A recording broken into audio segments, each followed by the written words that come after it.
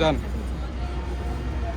দর্শক শ্রোতা মণ্ডলী, আমি এই মুহূর্তে অবস্থান করছি নরসিংদী সদর উপজেলার মাধবদীর লাইনদী গ্রামে, যে গ্রামে গত 21 জুন একটি অটো ড্রাইভার অটোসহ তিনি নিখোঁজ ছিলেন। আজ 21 দিন যাবৎ।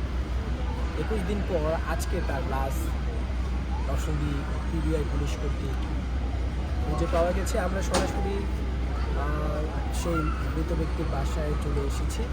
আমরা জানবো মূলত ঘটনাটার সূত্রপাত কী দিয়ে হয় এবং কী কারণে এই হত্যাকাণ্ড হতে পারে, এলাকার মানুষ কী মনে করছে সে ব্যাপারে আপনাদেরকে জানাবো। এই যে হত্যাকাণ্ডটা ঘটেছে, এটার মূলত সূত্রপাতটা আপনারা এলাকাবাসী হিসেবে কী জানতে পেরেছেন? এটার সূত্রপাতটা একটা মেয়েকে নিয়ে দুজনের মধ্যে ঝগড়া আর কি।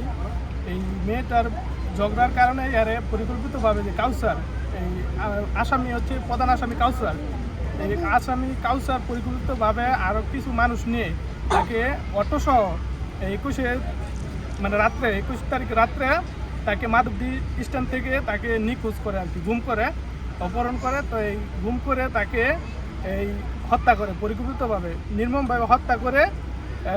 সে শেখেরচর, মাধবদী শেখেরচর এই কুড়ের পারে তাকে বস্তাবন্দি করে এবং 5টা পিলারের সাথে বেঁধে পানিতে ফেলে রাখে। তার পরিবার অনেক খোঁজাখুঁজির পরও তাকে পায় নাই। দীর্ঘদিন তারা অনুসন্ধান চালাইছে বিভিন্নভাবে বিভিন্ন জায়গায়, কিন্তু কোনো খোঁজ পায় নাই। অবশেষে তারা সংবাদ সম্মেলন করেছে এবং থানার দ্বারস্থ হয়েছে, কিন্তু থানা থেকেও তেমন কোনো পায় নাই। তারা সুযোগ সুবিধা তারা তদন্ত তেমনভাবে প্রথমে করেনি। তারপর তারা উচ্চ পর্যায়ে যায় এবং নরসিংদী সদরে ডিবি থেকে পিপিআই সেখানে গিয়ে তারা এই অভিযোগ করে যে আমাদের 21 দিন হয়ে গেল,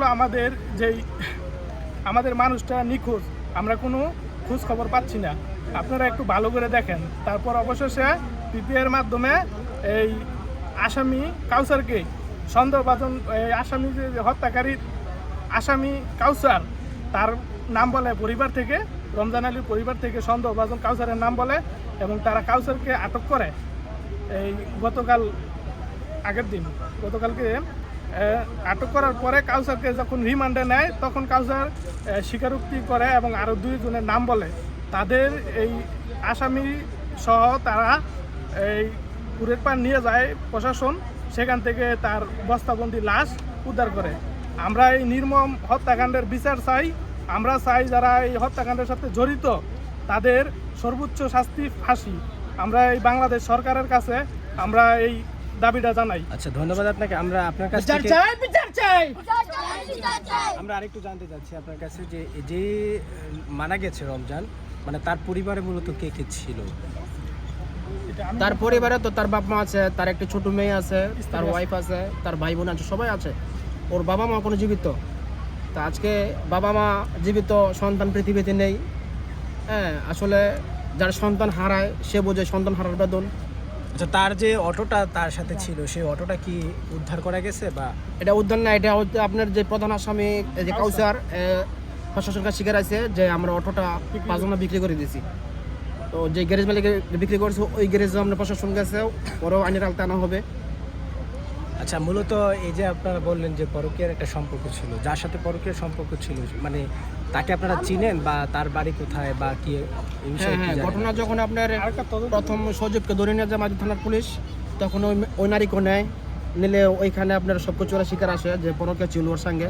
হ্যাঁ, তারপরে আমরাও মিডিয়া ছিল, মিডিয়ার মধ্যে আমরা দৌড়ে বাড়ি গেছিলাম। আমাদের পাশের গ্রাম, দিঘির পাড়ের গ্রাম, ওর নাম হলো কোহিনুর। তারপরে মিডিয়াকে ওরা পায় নাই। হ্যাঁ, ওর যে জাল আছে, জালে আবার আপনার সাংবাদিকের সাথে কথা বলছে, উনি স্টেটমেন্ট দিয়েছে, হ্যাঁ আমার জাল, উনি সঙ্গে কথা বলতো, পরকীয়া ছিল, আমরা অনেক না করেছি, তারপরে উনি দেশ করতো। তার আমরা একসময় শুনছি যে উনি স্বামী ওনাকে মানে অনেক ডর বোধ আছে, দেশারে দেবো তো আমার ভাত খাতে না, তো এইসব খরচ কেন, অনেক ঘুমকে মৃত্যু থেকে, তো এই মহিলা ঠিক হয়েছে না, এই মহিলা এটি করতোই। আচ্ছা, আপনার কাছ থেকে একটু জানতে চাই, আপনাদের এই গ্রামে এরকম ঘটনা আর কখনো আপনারা এরকম সাক্ষী হয়েছেন কি? আমার জীবনে লাইভে আমি ঘটনা দেখিনি, বুঝছেন? এই বাস্তবে আমি দেখলাম, তো আমি চাই যারা এই কামনা করছে সত্তর ফাঁসি চাই, এটা আমার অনুরোধ আমার কাছে। ধন্যবাদ। দর্শক, আপনারা শুনতে পারলেন যে নরসিংদীর মাধবদীর লাইনদীর এই যে মর্মান্তিক একটি ঘটনা, এই ঘটনা কিন্তু সুষ্ঠু তদন্ত করে তার একটি ন্যায্য বিচার এলাকাবাসী কিন্তু তা দাবি করছে। এই ছিল নরসিংদীর রাজনীতি।